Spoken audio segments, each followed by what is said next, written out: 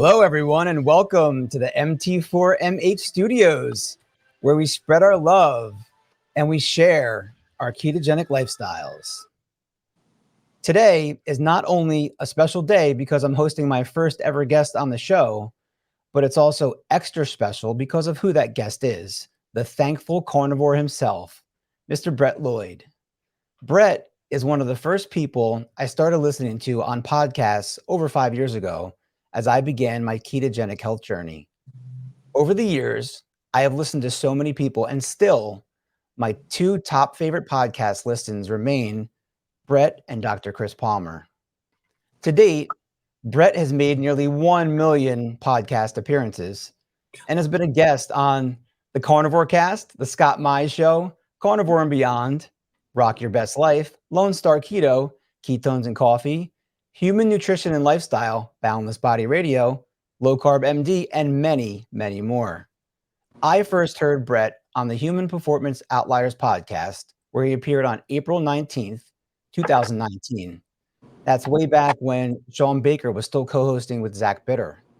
Brett's handle on X is @StickmanBleeding, where he has over 9,400 followers. On Instagram, he is Thankful Carnivore Medium, where he has over 15,000 followers. On the screen now, you will see his banner picture from his X account, which is a before and after since he adopted the carnivore diet. Looks like two completely different people, right? Brett, I owe you a huge debt of gratitude for inspiring me to pursue a meat-only diet when everyone around me said it could not be done and that it was just another crazy Steven thing to do. Also, you are my direct inspiration for counting my consecutive day streak of sticking to my HFBO or high-fat beef-only diet. For you, today marks day number 2,159 of eating only meat and drinking only water, and you still report on X that you were not bored of it. If my math is correct, that's just shy of 6 years. Brett, I sincerely thank you for coming on my show so I can thank you in person, and also for allowing my viewers to meet you and hear your story. How are you today? Are you filled with effortless happiness? Effortless daily happiness is my norm the moment I open my eyes every morning. And it's a real pleasure to speak with you, Stephen. I appreciate your kindness. That intro was special. I'm thrilled that the carnivore lifestyle has given you the health that you deserve, as it has for many thousands of others. We might be in the millions now, I'm not sure. A lot of people eat meat and drinking water and eliminating chronic illness for their trouble. It's a wonderful thing to be a part of, and I'm really glad to be your debut guest on your most excellently produced podcast. Thank you very much. I really appreciate it. I love when you talk about the effortless happiness because that applies to me too. But for me, it's more effortless enthusiasm. I wake up happy, I go to sleep happy, but I go to bed thinking about all the simple, banal things in life. Of course, I've been prepping for this show for a while and I'm super excited to have you on, but I wake up in the morning, I'm just like excited for the day. I'm excited for my steak I'm going to have on the grill after. And I'm excited for seeing my kid when she gets off the bus at 3 o'clock. And it's that enthusiasm that I really appreciate, which when I'm not doing the diet right, I have no enthusiasm for life. I hate life and I don't want to kill myself, but I spend a lot of time wishing that I were dead and just don't want to be alive. That's the contrast. Yeah, I suffered for 43 years from chronic mental illness symptoms, major depression with psychotic features, chronic anxiety, chronic insomnia. And if it wasn't for discovering the carnivore lifestyle existed at all in the spring of 2018, you and I probably aren't having this conversation. And I'm just kind of barely existing, not having a very good quality of life at all. But the carnivore lifestyle has transformed every aspect of my being, physically, emotionally, spiritually, and it's all been for the better. In 5.5 almost 6 years. It'll be 6 years next month. The 16th of July will make 6 years I've been carnivore. That was my day one. And my only complaint is I didn't learn about the carnivore lifestyle about 25 or 30 years sooner. A whole lot of misery would have never occurred. But we're here now, and you know, it's a joy to be able to share with others my experience. And I hope one day everybody who needs to hear about the carnivore lifestyle will have heard about it. And then I can go back to just being a medium and a guitar player. Me too. We need to get the message out. I do wish that if I went back 20, 25 years when I was a vegetarian and a vegan and then a raw vegan, that I had known that just eating only meat could make me the person that I always wanted to be. But I'm happy that I found it now, especially that I have a child and I need to be a competent father, and the timing is right. That's so important. And, you know, regrets are a big waste of time, but I only really have one, and that was being severely mentally ill while I was raising children. And they had a hard go of things because of that. And but you can't go back and change. All you can do is learn from the experience and do what you can to make amends and not repeat what happened before. Carnivore lifestyle, I can never go back. I could never put a teaspoon of sugar in my mouth. I could never eat ice cream again. And I don't miss any of that. And it's interesting, people hear me talk about what I don't eat because I don't crave it, and I know it's poison to me and my physiology. Well, that's a really restrictive way of living, Brett. That's so restrictive. How do you manage it? Oh my gosh.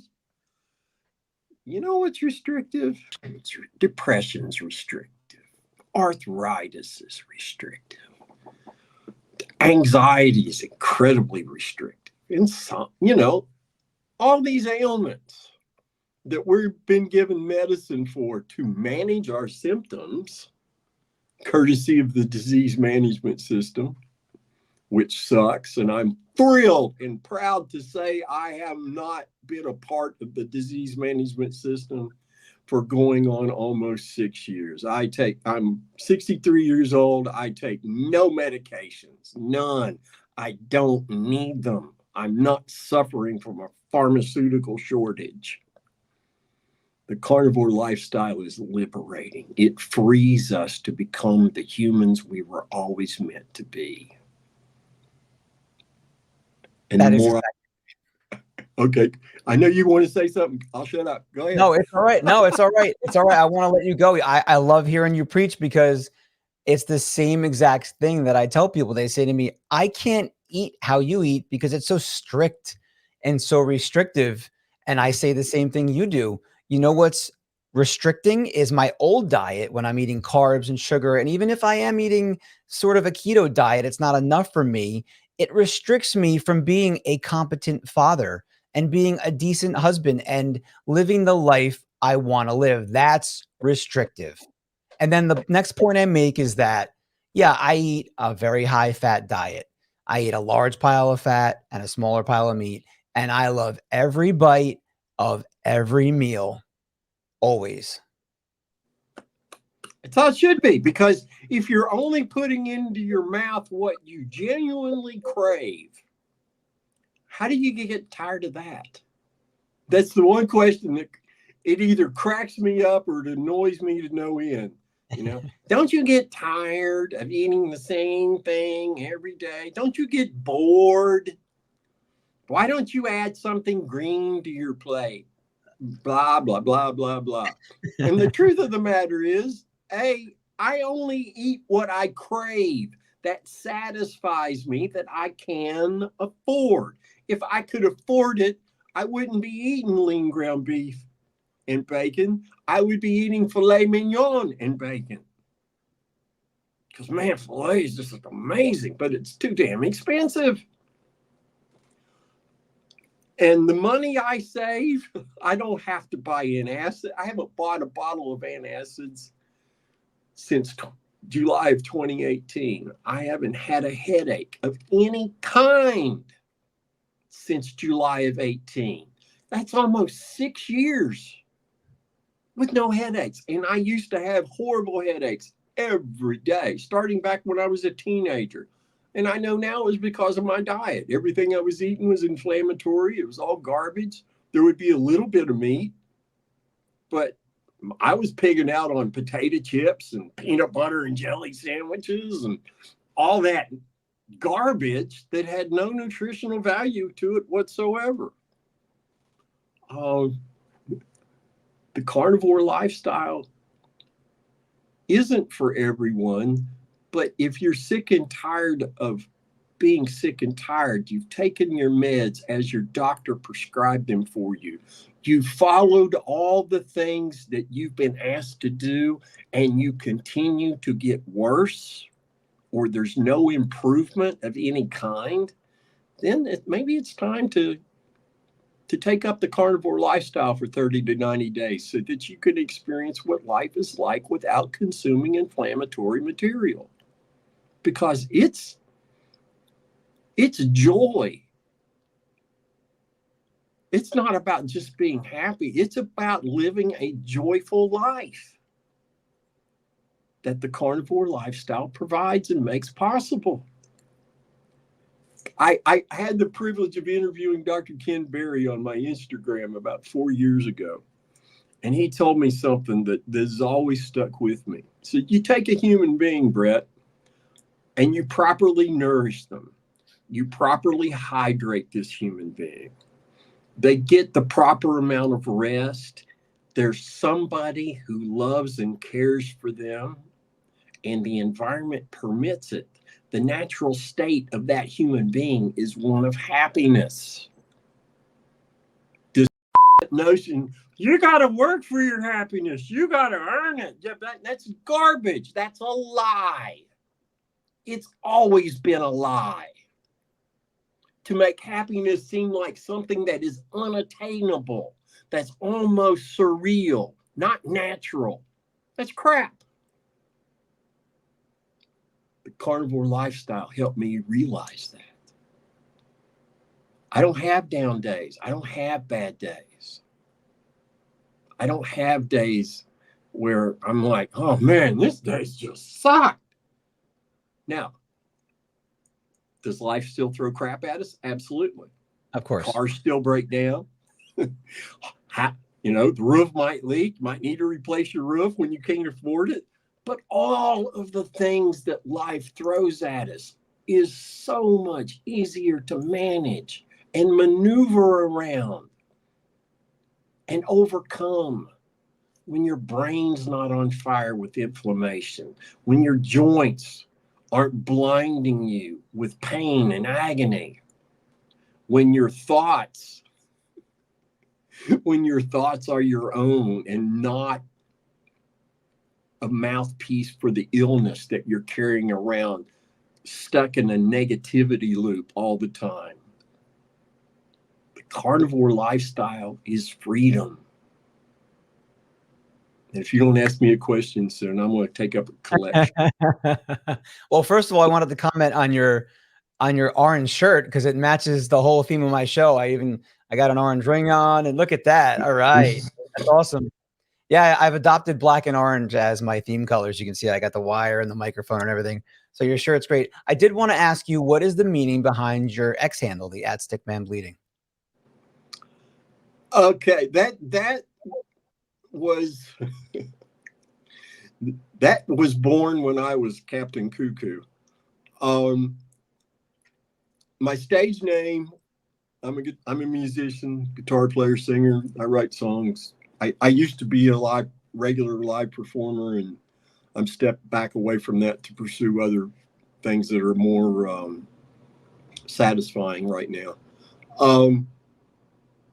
And my stage name was Stickman because I really used to be about yay big around. And the first music I ever wrote that I got to record in the studio piece of music I shared with some musician friends of mine who later got signed to a big deal in Nashville. I used to jam with these guys. You might have heard of the Billy Ray Cyrus and his band. I can't remember what they called the band now. It's been so long. Anyway, I knew them. They knew me. And the name of this one particular piece of music that I'd written was about a person with mental retardation, developmentally disabled, trying to articulate to the rest of the world what it feels like to see what he sees. And so they gave me the nickname Stickman. And then Stickman Bleeding became a musical moniker for a series of albums that I released when I was at the height of my madness. And I was good songs, great songs, actually, in many cases, and great performances. But I was trying to do all the mixing and mastering, etc. And as a mentally ill person, I could not process that information accurately. So there was a lot of promising material that was released that should never have seen the light of day. But that's where Stickman Bleeding came from. Excellent. Thank you. That's a great explanation. So speaking of music, did you recognize the intro song? I did. Do you want to tell our listeners what that was? Come to the Table from my the first album I wrote after I got well, which was the Carnivore Train. Yeah, it's a Carnivore album. I spent the last week driving around in the car with that music on, trying to find the perfect little piece that I wanted to use for an intro. That's the one that I picked. Well, I'm really pleased you did, because that's probably my favorite song on the whole album. Oh, it was my favorite too, and just the way that intro comes in, I just thought it was perfect for what I wanted to do. I'm thrilled that you enjoyed it. I love it. Appreciate you using it that way. So while I was prepping for this show, I learned two things. I didn't realize how many podcast appearances you've done. I didn't realize you were on that many. But I was also surprised to find how many people, including many subscribers of my channel, that they don't know who you are and they don't know your story. So my original intent for this interview was to learn more about Brett the person and Brett the musician, and not so much Brett the carnivore. But as I re-listened to that show from 2019 and a few others, I remembered just how powerful your story was, and also how well you tell it. And then add in that many of our listeners don't even know your story. So I would like you to take time now and tell us why you do this wacky thing that I also do, and only eat meat and drink only water. Well, I'll condense some of it. I was born 63 years ago into a lower middle class household. My mom and dad had an enormous vegetable garden. We had fresh vegetables year round. We always had meat, but we were living the textbook life. As far as diet was concerned, we were eating the food pyramid. We were following what we believed, and my parents believed at the time, was the right course of action. I had fresh vegetables year round. If it wasn't picked that day, it was canned. Always had all that stuff. Of course, now I know that was very harmful to me. But out of the four of us, my mom, dad, and my little baby 6 foot tall sister, my little baby 6 foot tall sister almost died several years ago from ulcerative colitis. Ulcerative colitis. My father passed away in 2020 from kidney failure after 20 plus years of type 2 diabetes, when no doctor ever told him that if he changed his diet, the type 2 diabetes would vanish from his life forever. And I didn't learn about it in time to be able to share this information with him. When I went to see him and hopefully share it, he was already very far gone with dementia. Sorry to hear that. Thank you. My mom had all kinds of physical problems, some minor autoimmune issues. But she's recently, after Dad passed, she cut her sugar intake way down to almost nothing, and she's 85 and still living. She's cognitively all there. She's sharp as a tack, and she gets Great. around and walks her dog. living a pretty good life, eating a more low carb sort of diet.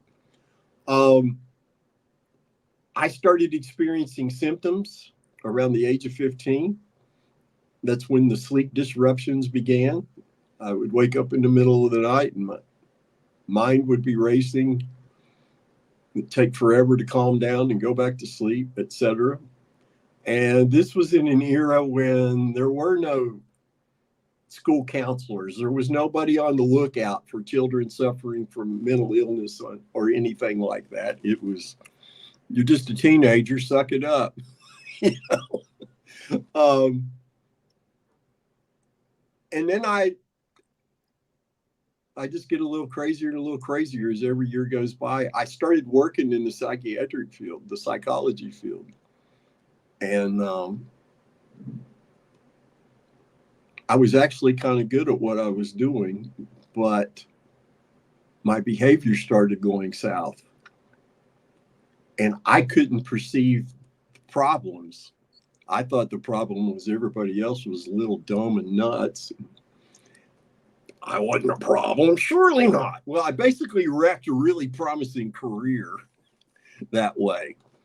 And still dabbled and worked in the mental health business. I ran group home for mentally retarded adults when the decentralization, when they started letting people who've been living in institutions for 20, 30, 40 years, they let them out and put them in group homes. I ran some of those group homes for a time. But basically, I got to the place to where my life was unmanageable. I could no longer make rational decisions and choices. I did a lot of crazy, horrible things. I hurt a lot of people's feelings. I ruined my first marriage. In October of 1990, I was hospitalized at River Park Psychiatric Hospital in Huntington, West Virginia, and was given the diagnosis for the first time with major depression. And spent 16 days there, recognized I needed to make some adjustments in my thinking, and was given a Prozac prescription and sent out the door. Good luck. No one said squat to me about diet. I remember my trigs were real high. They were like around 300, and they were wanting me to eat more leafy greens and those kind of things. And I was a meat and taters kind of guy. I never was a big vegetable fan. I would eat them, but not because I liked them, just because they were there. And I was one of those, I grew up in the era where mom and dad put it on your plate, you ate it whether you wanted to or not. Anyway, my first marriage falls apart. I end up meeting my current and final wife, God willing. She's not allowed to die before I do. Met her online, and we got together 27 plus years ago. And for 3 or 4 years, life was really good. I was on Prozac. I'd had some issues with panic attacks and whatnot. And before me and my current wife started seeing each other, I had horrible panic attacks, just awful ones. And this doctor in Newport, Tennessee told me, he said, if you don't start taking medication soon, your life's going to get really uncomfortable. So that's when the Prozac era began. And I took Prozac as prescribed for 23 straight years. Wow. Only to find out a few years ago, studies showing there's no link between low serotonin and depression. Right. So I took medicine that was never really going to do me any good at all. And in truth, all that happened with taking that medication was I became more and more obese, and I got crazier. Fast forward into the early 2000s, My mood starts to crater. I begin what I call the illness wellness cycle. In the beginning, when me and my wife first met, my wellness periods were very large and my illness periods were not so big. But over a span of about 3 or 4 years, they flip-flop. And my mood would crater and crash, and we couldn't figure out what the problem was. And all the doctor would do is, let's increase your Prozac a little bit and see what happens. Finally, in 2007 or so, there was a familial event that I don't get into detail about that occurred. And I experienced a textbook nervous breakdown. I went for 6 to 8 weeks with only 1 or 2 hours worth of sleep a night. And when you don't sleep any more than that, very bad things start to happen to you. And that's when my diagnosis got bumped to major depression with psychotic features. Because when you're at home by yourself and you hear kids playing in the backyard, that's not good. And that's There were no kids in the backyard? No, there were no kids in the backyard. I was hearing things that were not there. That's when they started adding, it was Prozac plus, a whole myriad of meds. And basically at one point they were literally just giving me stuff, throwing something up against the wall to see what might stick. I've been there. And the same pattern would happen. I might feel a little better or at least not worse for a period of time. And then the bottom would fall out again. Finally, they put me on this drug called Remeron. I took Remeron for a while. For 2 weeks, man, I slept. It was blissful. I loved it. But I gained like 25 pounds because you couldn't put enough potato chips, coconut cake, and ice cream in front of me. I wanted to inhale it all. Yeah, I took Remeron for a while, and multiple times, and each time I stopped was because of that, because of the weight gain. Oh, the weight gain was huge. But after 2 weeks, it quit working. And I went back to not sleeping again. And the doctor had to put me on a medication called Symbyax, which includes an antipsychotic with Prozac. And that stopped the free fall, but it was a very drugged out existence. I would sleep 10 to 12 hours a night. And then during the day, I would have to take 1 or 2 2-hour naps. It was an existence. It wasn't living. That's not I went for over a year, didn't touch my guitar, the thought of music's a very emotional kind of thing for me. And I'd see my guitar sitting there with a towel over it, and I would just literally get the shakes at the thought of picking that up because I didn't want to feel what I felt certain I was going to feel if I did try to play again. And after a year of that nightmare, I realized it was in December of 2008, I believe. And I'm like, man, I can't live like this. This is awful. I've got to bring myself out of this some way. And I decided that I was going to force my attitude to a better place. And for a while, that was sufficient. It did improve things for a time. And then I realized I'd gained an enormous amount of weight. And I told my wife, I said, I got to get rid of this. This gut's enormous. I don't like this. It's uncomfortable. She said, well, I've heard a lot of good things about this Atkins diet. Why don't you read up on it and give it a try? And I glanced at the directions, which is what I did as a crazy person. Give me the book to figure out how to succeed. Dad, are you serious? I'll just peruse it and throw it away. I don't need that damn book. Anyway, but I cut out the bread. I cut out the potatoes. but I still ate my sweets because you could have some sweets on the Atkins diet. You could. But I still lost 35 pounds, which was nice. And my mood got better. But at no time did I or my wife or my doctor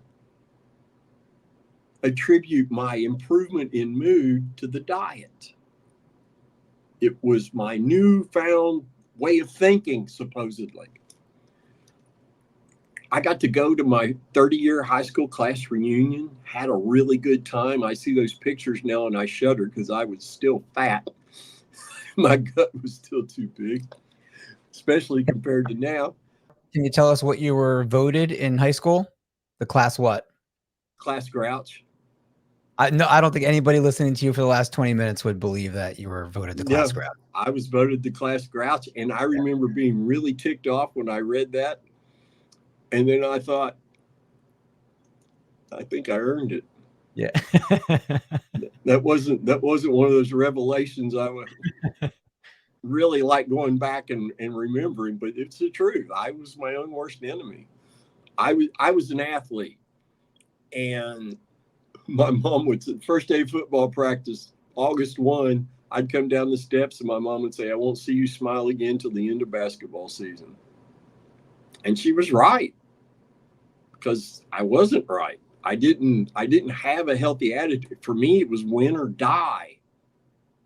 And that's how I functioned playing sports. And that crazy attitude helped me become a very proficient athlete, but it also led to a horrible injury my senior year. I broke these two bones in my hand when I didn't need to be trying to kill myself the way I was on the football field. Anyway, got to go to the reunion, had a guy I grew up with who I actually used to look up to when we were like 7th and 8th grade, because he could play guitar and he could write songs. And I wanted to do that so badly, but didn't have an instrument. My dad was convinced that if I got a guitar and learned how to play, I'd grow my hair long and quit playing sports to play music. I would never have quit playing sports for any reason. But ultimately, I did grow my hair long and quit working a real job to become a live, music became my profession. But this young man, classmate, he said, when's the last time you really practiced? I'm like, I don't know. I didn't play when I was sick. I couldn't, when I was at my worst. It was just no. And he said, you need to play that guitar every day of your life, because you've got a gift and you've got to use it. And that had an incredible impact upon me, because I had looked up to him when we were so much younger. And it motivated me. And I got back into writing and recording. I recorded 2 faith-based albums. I got to where I was paid to come to churches to perform and share my story. And life was great. And then after like a year of that, I was like, man, I really miss ice cream. Stephen, I really miss that coconut cream pie, brother. I missed it so badly. I know you talk about the coconut. It's funny. You love that stuff, huh? Yeah. Oh, I love those triple-decker coconut cakes that you could get from Sam's Club. I could literally eat those whole by myself in like 4 days or less. Was there some other coconut thing you like, right? Is it coconut custard or something? Coconut cake, coconut pie, those were the 2 biggies. Yeah. Okay. And if you put coconut in the ice cream, I probably love that too. And I thought, if I gained a bunch of weight back, I can just go back on Atkins. What could go wrong? Well, at that time, I was very much a practicing Catholic. And it was July of 2010. I'm at Mass on a Sunday evening. And it's right before communion. Everybody's on their knees. And I get hit with this overwhelming notion that if I don't get out of there right now, something really bad's going to happen to me. And I literally ran out of church, very atypical for me, because at that time I was very much committed to that faith. 15 minutes later, I'm at home on our couch, crying, bawling like a baby, and I have no idea why. None whatsoever. And that began the worst 5 years I ever had. My wife's job got transferred to Jacksonville, Florida. That's how we ended up here. And I couldn't work. I was unemployable. Bands, you're a great player. You come prepared, but you're too hard to get along with. I get phone calls the night of a game. Why don't you just stay home tonight? And I couldn't figure it out. I couldn't, we sound amazing. What are you complaining for? Anyway, so my wife was the sole breadwinner. And when her job got transferred, of course, we had to come down here where we knew no one, had no family, had to find a doctor all over again. That was nightmarish. One physician's assistant lady who was working on getting her final MD paperwork done, and she gave me some thyroid medicine without giving me a thyroid test. And I took one of those pills and it about blew the top of my head off. And then I had the audacity to write an email and complain about it. That was the one and only time in my life I was ever fired as a patient. It was ridiculous. That's funny. Finally, I found a nurse practitioner who seemed to understand me. She put me on Seroquel, and for about 6 months, me and my wife actually thought Seroquel might be the answer that I've been looking for, because suddenly my mood was more stable. I wasn't having those deep dips, and I could write and play. I wrote a really good album and some really great songs while taking that. And you can still go hear that on Amazon and on iTunes. It's Stickman Bleeding, the Heroes album. Anyway, some of the best songs I will ever write. One of the best guitar solos I will ever record was on that. But then after the 6 months, then the same old. My mood cratered again. They put me on Abilify, and then I began to really swell up with weight gain. And fast forward to January of 2015, Steve and I weighed 289 pounds. I was on 7 different meds, anxiety, insomnia meds, plus the antipsychotic, mood stabilizing garbage and Prozac. And I honestly didn't think I'd live out the year. The last psychiatrist I ever had, not named Georgia Eade or Chris Palmer, highly recommended that I seriously consider electroshock therapy and or a long-term hospitalization. I couldn't afford the electroshock, not to mention the fact I had seen the ETC patients 30 minutes after they'd had that treatment, and I wasn't going to let anybody turn me into an animated corpse. And my genuine fear about committing to a long-term hospitalization is I might go in and never get to come out, which I now know is probably what would have occurred, because the dietary issue would never have arisen.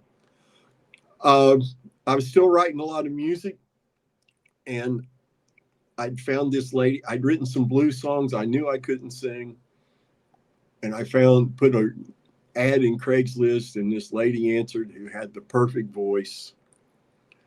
And she started coming over, and we recorded one album, some really great music on it. And she wrote some great lyrics for some of these pieces of music that I couldn't come up with lyrics for. Anyway, she's watching me fall apart. And she finally says to me one day, she's like, "Have you ever thought about medical marijuana?" Now, as a musician, weed was everywhere. But I had a bad experience with it when I was a teenager. didn't know anything about, just a little bit will do you a long way. And I got too high, I got lightheaded, I got sick, and I got passed out. I'm like, well, the only good part of that was there was no hangover. I don't need to do that. Beer's legal. I don't need to worry about that. I'll just drink beer. Don't need weed. So I would be the guy at practice or at gigs, past when they would come my way, I just hand it to the next person. It just wasn't for me. But I did a little research and saw there was some anecdotal evidence that some people were experiencing symptom relief. And my wife and I were both so desperate, we were like, why not try it? See what happens. You've tried everything else you've been asked to do, because I was a compliant patient. I took my medicine as prescribed. I went to therapy. I did those workbooks that they gave me. I did all of it. And all I did was get worse. Nothing got better. So we secured 4 grams of flour, which is in cannabis terms is just next to nothing. It's barely enough for one joint. And my wife found a can of butter recipe, and she made these quarter-sized cookies. They were keto. They definitely weren't carnivore cookies. They were keto type cookies. And Steve and I was so scared of this stuff, I broke the first one in half and ate it. And in about 15 minutes, I felt like 1,000 suns had lifted off of my being. I wasn't high yet. I just didn't feel like crap anymore for the first time in years. And then the high kicked in, and I discovered, it still surprises me, my anxiety was immensely reduced. My mood was greatly elevated. I met my wife at the door when she came home from work with a smile on my face, and it freaked her the hell out. What's wrong with you? Nothing's wrong. This is working. And it was like 6 weeks before she accepted that I was telling her the truth. She thought, he's just, because she had a horrible time. I was so sick, Stephen, I couldn't accurately perceive my environment. My wife would say, well, yeah, it looks like it's going to be a beautiful day. But that wouldn't be what I heard. My illness would filter that, twist it to where what I truly heard in my head and with my ears was, looks like it's going to be another beautiful day. That's just great. And I adore my wife. If you thought you heard something like coming from your significant other or your spouse, you wouldn't just let it go. Nobody would. Honey, what's wrong? And she looked at me like the crazy guy I was. What do you mean what's wrong? I just told you it looks like it's going to be another beautiful day. And I would never hear what she said accurately. So you could imagine the tension. And she was in a place, she was trying to talk to me like I was sane when I was not. So that's why I tell people, every one of these interviews, if anybody's earned a place in heaven, it's my wife, because she stuck with me through all of that. Mine as well. Very, very hard to live with. So cannabis is treating my symptoms. And over the next 3 years, from February of 2015 through May of 2018, medical marijuana helped me eliminate. At the end of 2015, I was off all the antipsychotic medications, all the Prozac, all that shit was gone. Into 2016, I was off the anxiety meds. I took Ativan for 8.5 years for anxiety. That was a little troublesome coming off of. And in fact, the day after I took my last eighth of a milligram dose, I woke up with vertigo, which I had to deal with for the next 3 months. That's because Ativan changes your brain chemistry in a negative way. It's horrible. And then at the end of 2017, I was off the trazodone, which is what I use for sleep. And since the end of 2017, I've not had any pharmaceutical medications except for a couple of rounds of antibiotics when I had an upper respiratory infection, which had nothing to do with carnivore. I came from working standing between two freezers and getting cold. Anyway, May of 2015 or 2018, this same lady that told me about trying medical marijuana, she sends me a text message and says, Brett, you got to go watch every video by this guy named Dr. Jordan Peterson. You're going to love him. Okay. And I went and looked Mr. Peterson up, and she was right. I found him very fascinating and very interesting. And so that became part of my normal 420 routine, was eat a cookie, watch Jordan Peterson videos, and laugh myself hysterically, because that man, he made newscasters, these news people, he rendered them unable to speak with common sense and logic. I watched one lady damn near turn blue. She couldn't get any words out because she had nowhere to go. It was hilarious. And then I saw him on Joe Rogan. It was a 30-minute cutout. And he explained how his daughter, Michaela, had suffered horrible arthritis and horrible depression. She'd been on antidepressants, started taking them at the age of 10. I know. She had 2 joints replaced in 1 year. And then she broke out in this rash that wouldn't heal. And she was afraid she was going to die like one of her cousins did from that. And so she threw herself into research because she didn't want to die young. And she tried everything. And then she got to diet. And so she started eliminating things. And then she realized if she only ate beef, salt, and water, her arthritis symptoms all went away. Yeah. And then her depression symptoms vanished.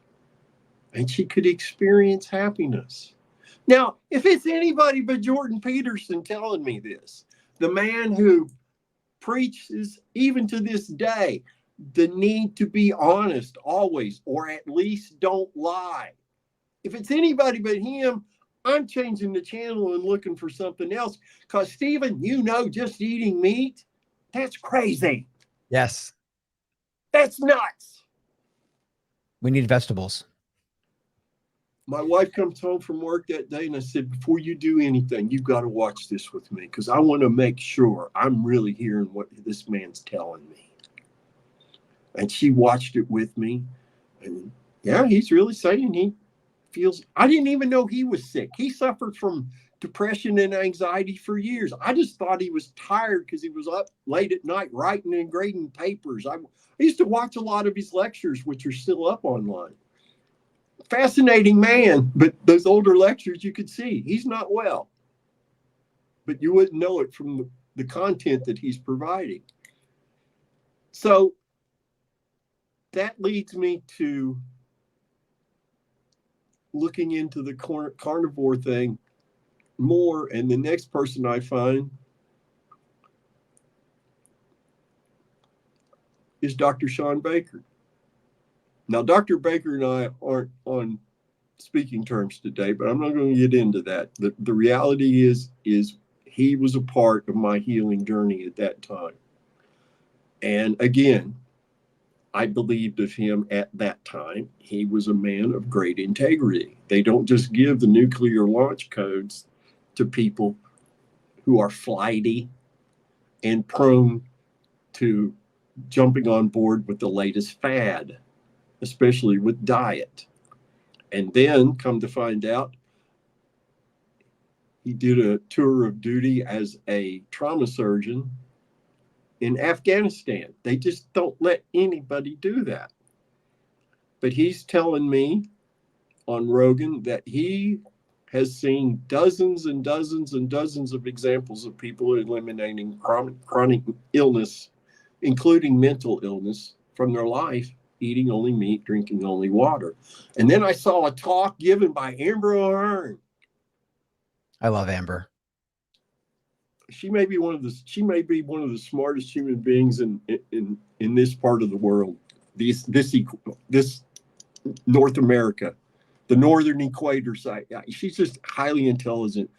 And she explained in a way this guitar player could understand how, as a species, we literally came down out of the trees eating meat.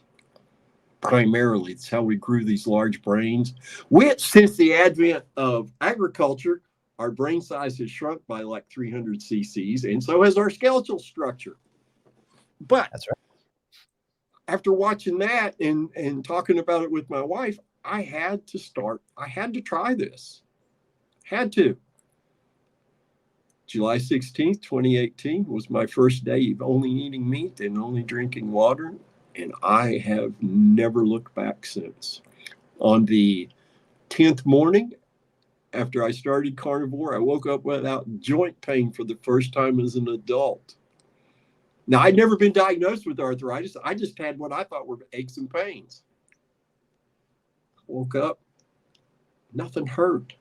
Nothing hurt. I'm taking my morning walk, giggling, skipping down the sidewalk because I can, and it doesn't hurt. My sugar addiction was also eliminated that day. I had no more sugar cravings, not one, after that day. And then on the 24th day, I always get emotional.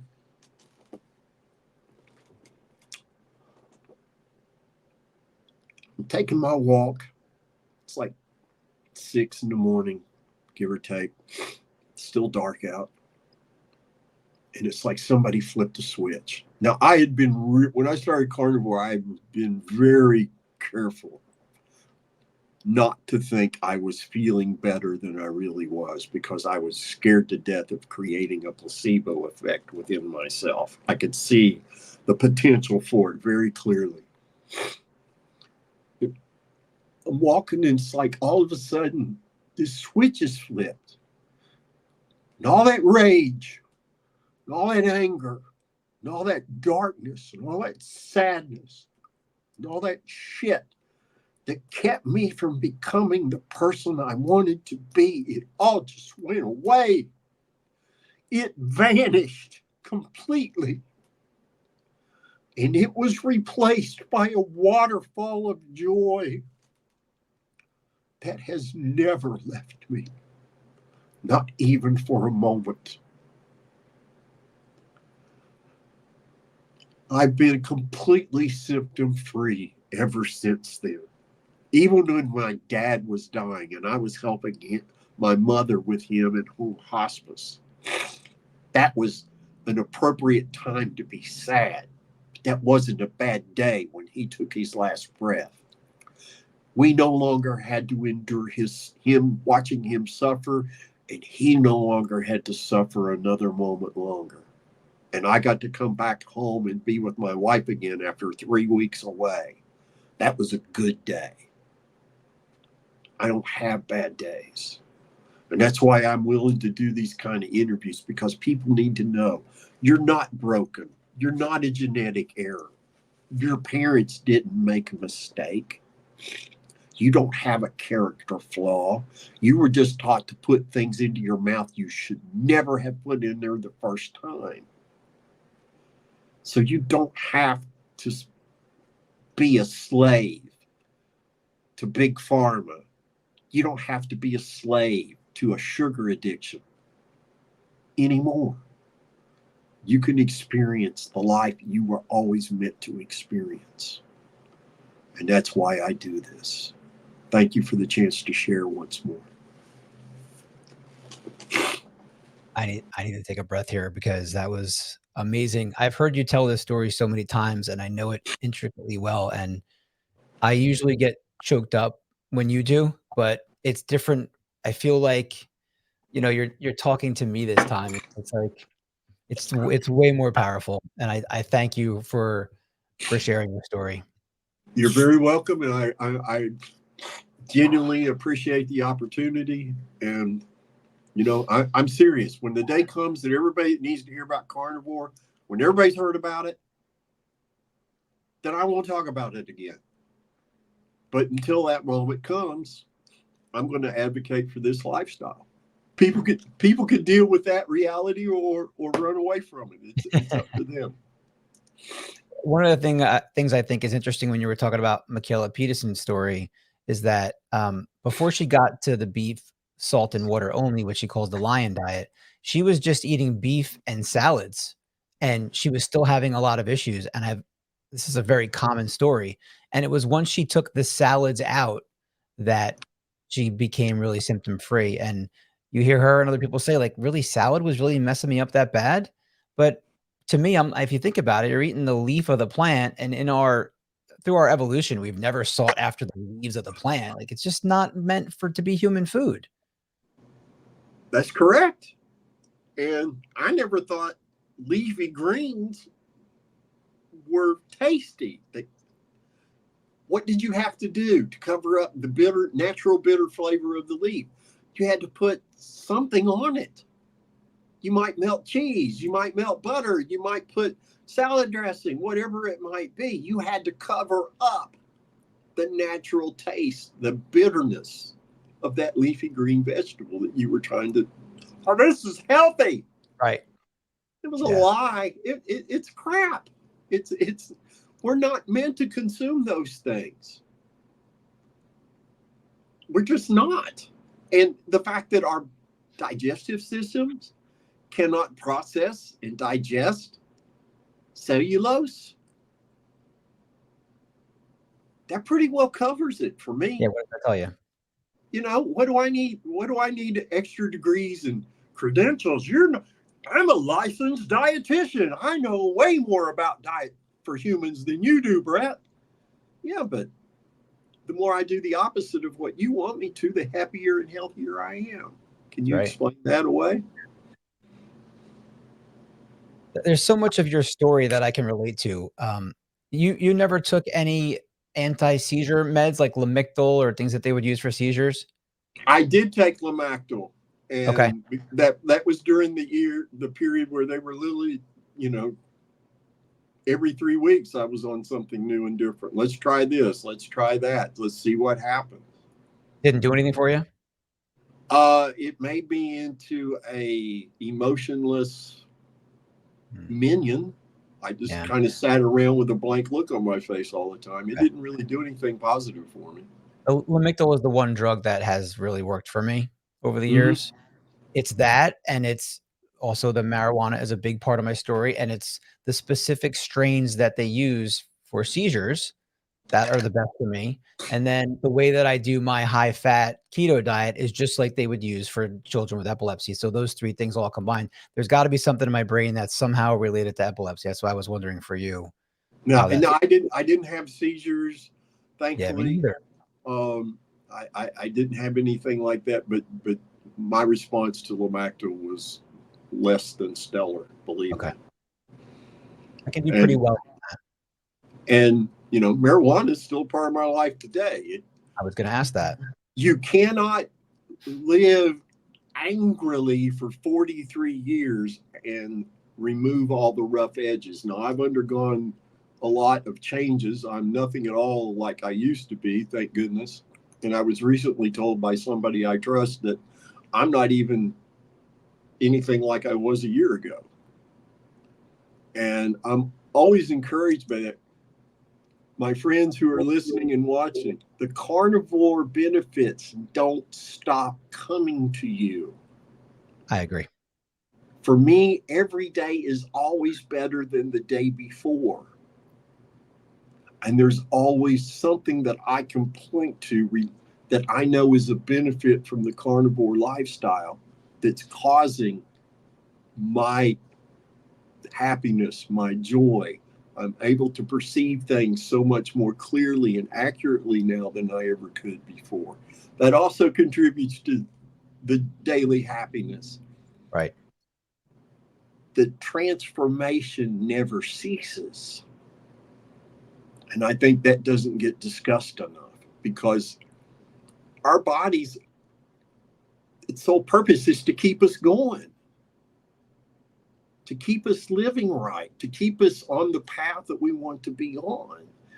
And I don't know about you, Stephen, but I have learned when we're good to ourselves, when we're kind to ourselves and treat ourselves with respect, the universe rewards us.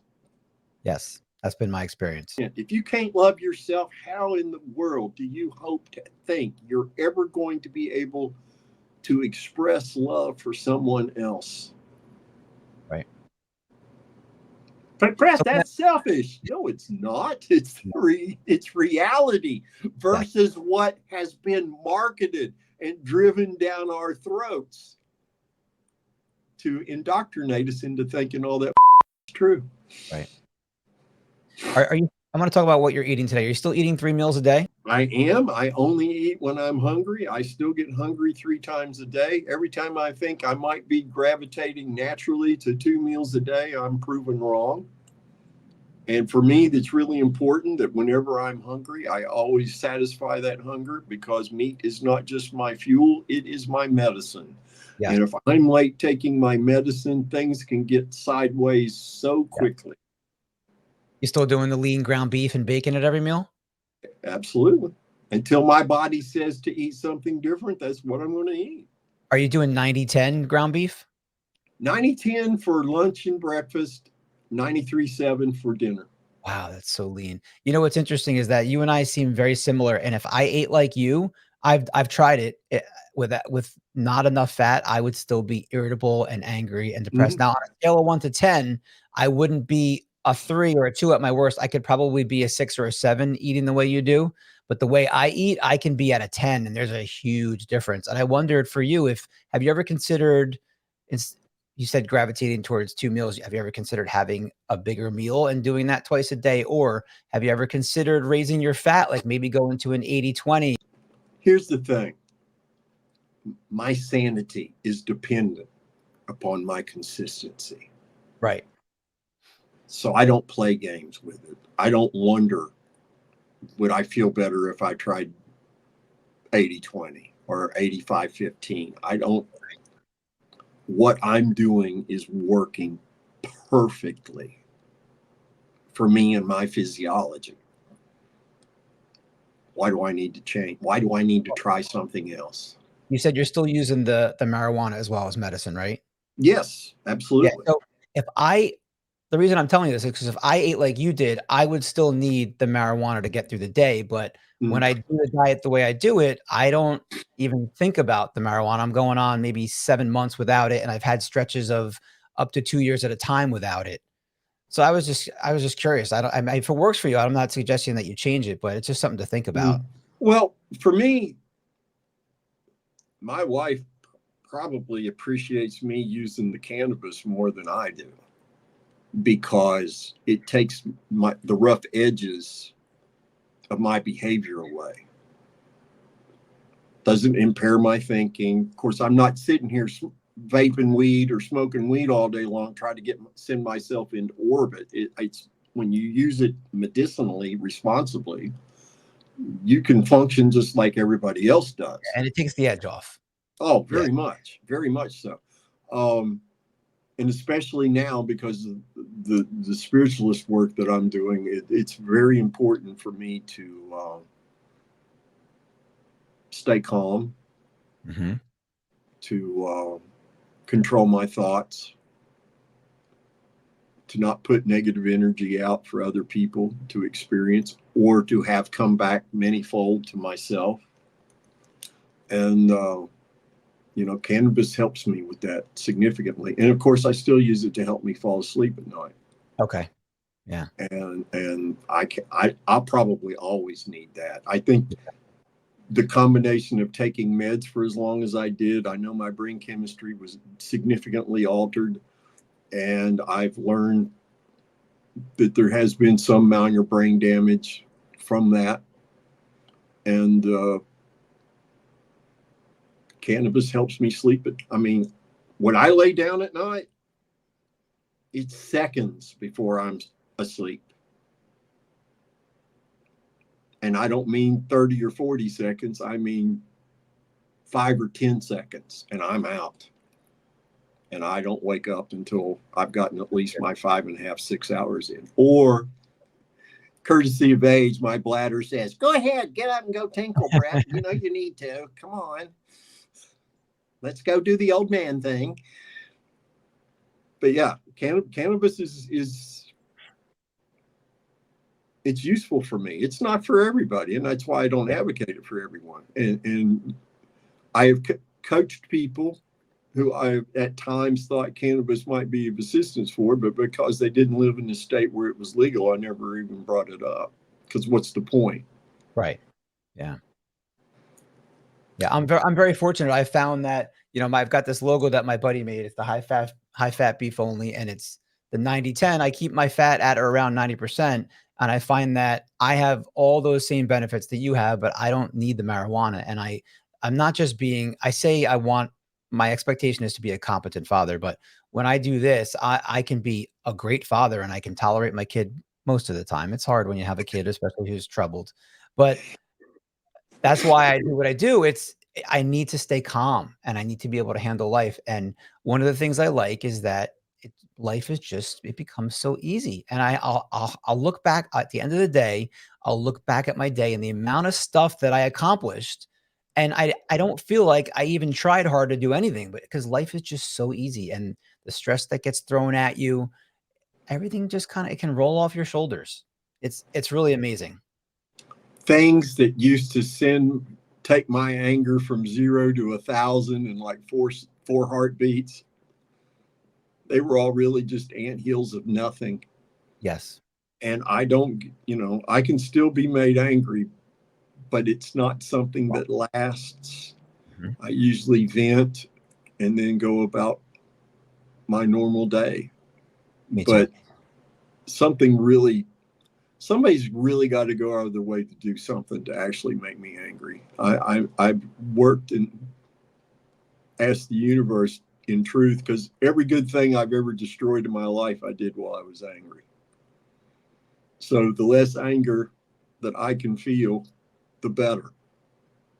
Me too. And so that's been an important change that I've had to make. And cannabis helps with that very much. I'm much more apt to listen and be responsive under the influence of cannabis than I would be otherwise. Otherwise, the redneck in me might get turned on, and we don't want, nobody wants that. I don't want that. I don't like that guy. He's not much fun to be around. We're over an hour here and oh man, I'm looking at my notes. I had so much I wanted to get to. Would you consider coming back to another time where we could just talk about personal things? Sure. Love to. So a couple things real quick. Are you still going to the gym? No, I quit going to the gym about 3.5 years ago because I only know one way to work out. And that's giving it 110%. Balls to the wall. Yeah, I know what you mean. And I had too many injuries. Tweaked hamstrings, tweaked calf muscles, tweaked abdominals. It was just nonstop. I really loved the X bar. I was having a great amount of success with that. I have a homemade DIY X bar system that I made myself. Yep. I love that. And I tweaked an abdominal doing curls. And I already had one hernia. I don't want another one. So I walk. Okay. I walk the dog over a mile every day, and I'm That's good. Speed walking that most of the time. I want to move around, but I want to injure myself not at all. Yeah. And it's part of the price I paid, because for many of those years I was sick. This was my life, in a computer chair facing in this direction for 10 to 12 hours a day for years. And no matter what form of exercise I would I used to love to do kettlebells. I still think if I had a good kettlebell set, I could get back into that. I will. I never really hurt myself with kettlebells. Yes, that's what I love about them. And they're fun. I enjoyed them. That feeling was really good. And doing farmers carries, I really enjoyed. Yes. I just always felt really good. Whereas You when ever I do was Turkish get-ups? pardon? You ever do Turkish get-ups with kettlebells? So you start laying on the ground with your arm up, and then you get up Oh yeah, slowly. yeah. I saw those. I did some of those with low weights. I like to operate high reps, lower weight, high reps to get the long, lean muscle. Okay. I was never somebody who wanted to bulk up. That never looked comfortable to me. Plus, I'm such a clumsy bull in a china shop. If I got that strong, who knows how much money that would cost me replacing the things I would knock over and break. Yeah. Yeah. I've been bulked up. I'm 142 today. I was 185 at my highest when I was powerlifting, and I was really big. And it's not, compared to now, it's not comfortable at all. And I just don't. One day my heart's going to run out of beats, and it's going to say, "I'm done. It was fun. See ya." For me, what matters is the quality of life, in my experience. And my wife and I, my wife's a month behind me in carnivore. If you've got a spouse who's not carnivore and you are, I highly encourage you to get them on the same side of the world as you're on, because when neither you nor your spouse is inflamed in any way, it's a beautiful thing. My wife's 65, I'm 63, and our private life is as if we were 20, minus the stupidity and inexperience of being 20. Well, my spouse is not carnivore, and she does her own thing. But I know she's going to listen to you, and maybe you'll have some influence on her. We'll see. Well, look at it this way. To all spouses out there listening to this who aren't carnivore yet and who've thought about it, give it 30 to 90 days and see how you feel. It's that simple. That's the only thing I ever encourage. I don't try to drive carnivore down people's throats. That's a losing proposition. But given something a 30 to 90 day try, it's like Jordan Peterson said. He said, I can hang from a fingernail from a window for 30 days. Just a month, that's nothing. And he's right. If you really want to find out, it's not going to hurt you. There's nothing to fear, despite what the naysayers spew. Mm-hmm. Vegans told me 5 years ago, well, you won't live another 5 years. You'll never make it. Your arteries are going to be clogged. You're going to die of rectal cancer, blah, blah, blah, blah, blah, blah, blah. Wow. My lab work is spectacular. I was going to ask my about trigs that used to be over 300 are 51. My cholesterol I wish it was actually higher, because we know that there's a direct relationship between higher cholesterol and extended longevity. Oh, you're scaring people by saying that. You want higher cholesterol. Yeah, I do. I'd like it to be around 300 instead of 174. I think around 300 would be a perfect place for it. Yeah. But I'm trusting my body. I feel amazing. That's great. That's the thing that kills me. You're killing yourself. You're doing this to yourself. You're not going to be able to thrive. This is all very temporary, Brett, even though it's almost 6 years. How do you feel this good? Truly, how do you feel this good if you're destroying your physiology at the same time? That doesn't work. There are people believe that the way that nutritionists are trained, they believe that carbohydrates are essential, and if you don't eat carbs, you will die. I made that joke on X recently about you must have died and you come back a zombie. How could you be alive? You haven't had carbs in 6 years.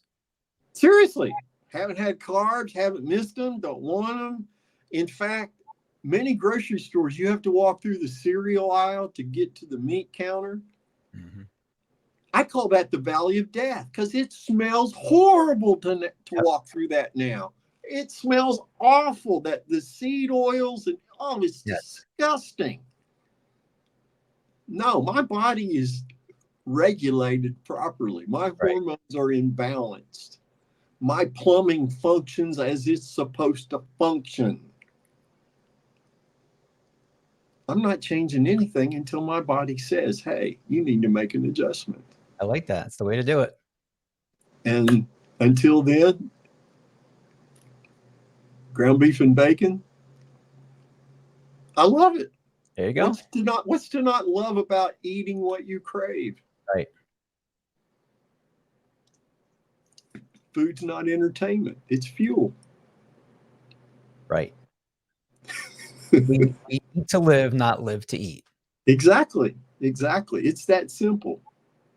And the biggest recommendation for those starting out on this way of eating is keep it simple. Follow the directions. Only eat when you're hungry. If you're not hungry, don't put food in your mouth. Only eat meat when you're hungry. It's real simple. And these are the directions I got from the 10-year plus veterans at the Zeroing In on Health group on Facebook, Kelly Hogan and all those folks. They're where I learned how to do this way. There's two more, right? Only eat the meat that you crave, that satisfies you, that you can afford. That you can afford. Yep. And under no circumstance do you ever put any kind of a sweet taste, artificial or natural, into your mouth. I have these as part of my notes right in front of me right now. Yep. I love it. It's great. You can't simplify things any more than that. It was one of the things that drew me to this way of eating. I'm like, I can do that in my sleep. Then I'd look at the directions for a basic keto diet and macro this and measure that. And I'm like, and log this and what. I ain't got time for that. I don't have the patience for that. Are you serious? Carnivore's just easy peasy. It is. And the only time it's difficult is when people choose to make it so. That's been my experience. I want to get back to the exercise real quick before I get into my closing here. So are you familiar with Dr. Sean O'Mara? Not. I might if I saw his face. Okay. That So name does not ring a bell. Okay. So he is like a human optimizer. His clients are all high-level CEOs and they're coming to him to get optimized, and he prescribes the whole thing. So he advocates for carnivore. He also does ferments. He's really into the microbes. But the reason I mention it is because he pushes sprinting to eliminate visceral fat. And last year, it's actually a year to this month, I started sprinting, and I've adopted that as my main workout. And one of the things I love about it is I can get out there. I have a bike path on the road in front of me, and I can push myself really hard. And it's that element of exercise that you and I crave. For me, that's the medicinal part, is when I can really push myself. The thing I love about sprinting is that it does not trash my body.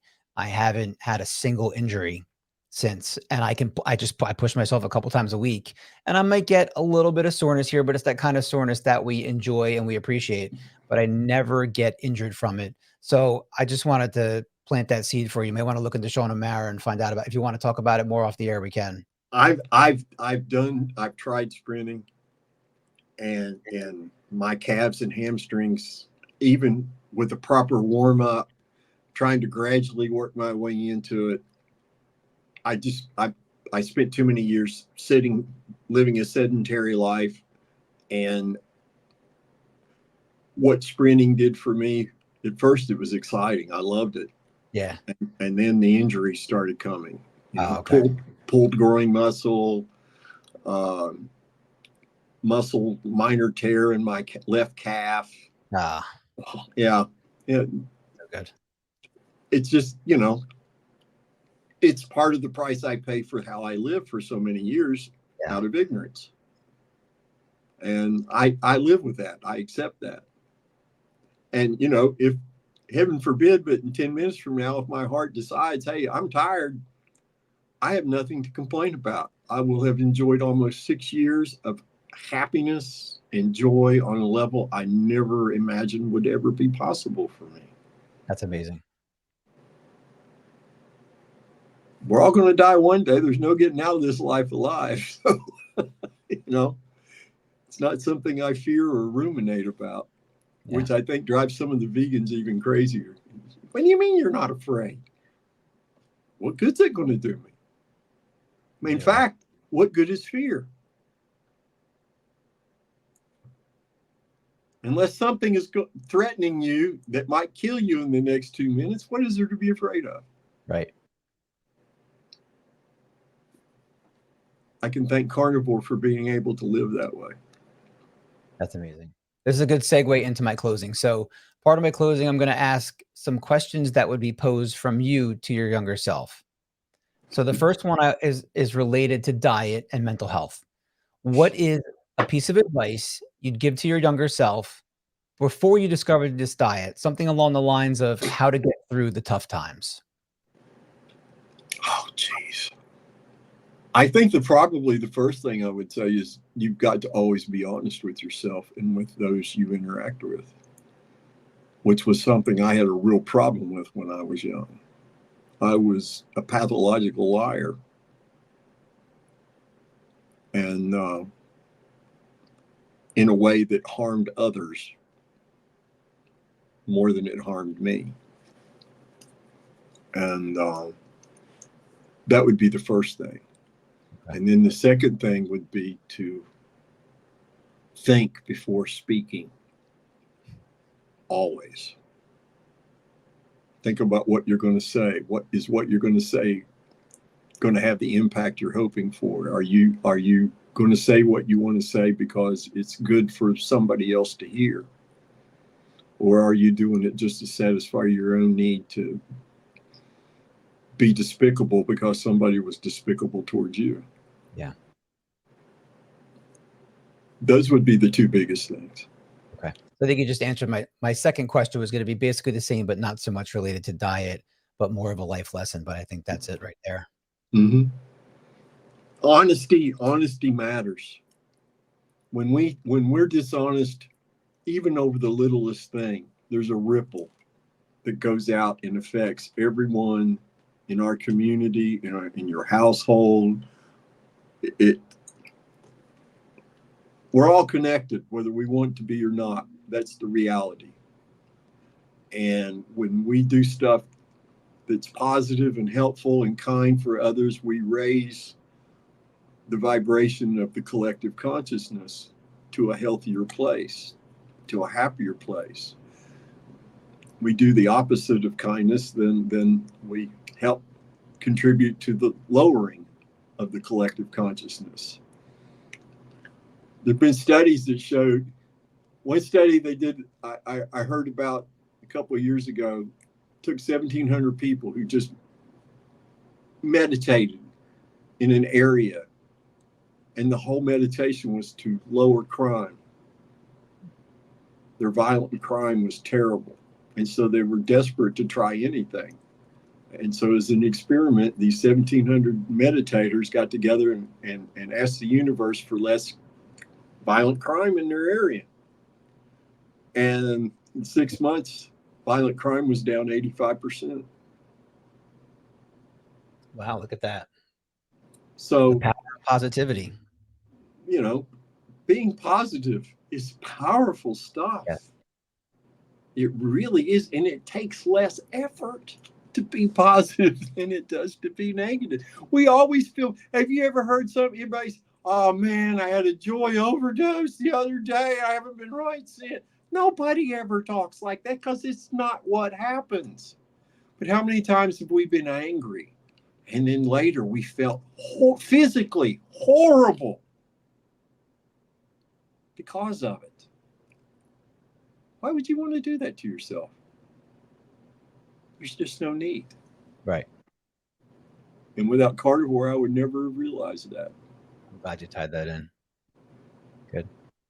So one of the things I love to do is I play monkey see, monkey do, and I take things I like from other folks and add them to my routine. Just like now, how I'm counting my HFBO days because you're counting yours.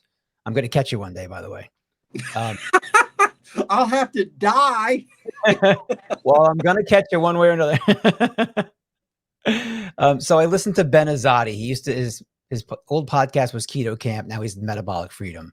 And at the end of every show, he talks about vitamin G or vitamin gratitude. And he asks every guest, what is your vitamin G for today? What is one thing you're grateful for? So I wanted to come up with my own signature question at the end. So this is a question that should hopefully encourage you to share a broader, more philosophical insight or a life lesson that would tie into your experience with your ketogenic lifestyle. I'm hoping you can provide something meaningful, maybe potentially new after our in-depth interview. You've already thrown so much inspiration, so I don't know what's left, but this is what I'm calling my fat-fueled philosophy. So what's one powerful piece of fat-fueled philosophy, a life lesson, or a mantra that you've embraced on your ketogenic journey and that you think could inspire our listeners? It's real simple. When we choose to put anything into our mouth, we make a choice. Choose health first, always. When you choose health first, you're never going to put something in your mouth you know beforehand doesn't belong there. Make wellness your number one choice always. For me, my sanity is my most prized earthly possession. And it is a gift to have sanity after 43 years worth of mental illness. Gifts can be taken away if they're not used appropriately. So I live every day hoping to deserve and maintain and protect that sanity that's so precious to me. And I encourage everybody else to think that similarly, because I've seen it happen many times. People get well, I'm symptom free, but because they didn't commit to it, they didn't change their mindset. 6 months to a year, I get an email or a phone call. Oh, Brett, I need you again. 6 months after I saw you last, I got crazy and back on the sugar. And the thing to remember, my friends, we get to heal ourselves once, celebrate it, but guard it, protect it above all costs, because there's no guarantee we can replicate it. None. There is no guarantee that we can replicate that. So why take the chance? That was amazing. Thank you. I'm going to throw out the corny applause I have on my mixer here. Go Brett, go Brett. So funny. Anybody that heard my first podcast appearance, I was on the Wake and Steak podcast. I talk about my 5 tenets or my guidelines that I live by. And one of them is just to enjoy life and be happy. And I like to do some goofy things. That's why I have the tagline at the end of the show. I say, fix yourself with fat. I like to put on the funny get up here, which I'm going to do real quick because I would like to take us out with a laugh. Got a gold chain.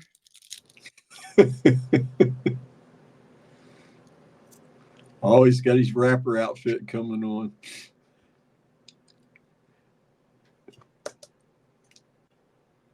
I just realized that I don't know if I can fit these on. Let's see. Can I still hear you? Yeah, all right, there you go. You right, look like you got a rapper outfit on. That's exactly it. So I say, fix yourself with fat. So one of the things I like to do is have each guest on the show do that sign off for me. And you seem like the perfect guy to do it with some passion and some enthusiasm. Can you do that? Fix yourself with fat. Hey, suckers, fix yourself with fat and quit playing around.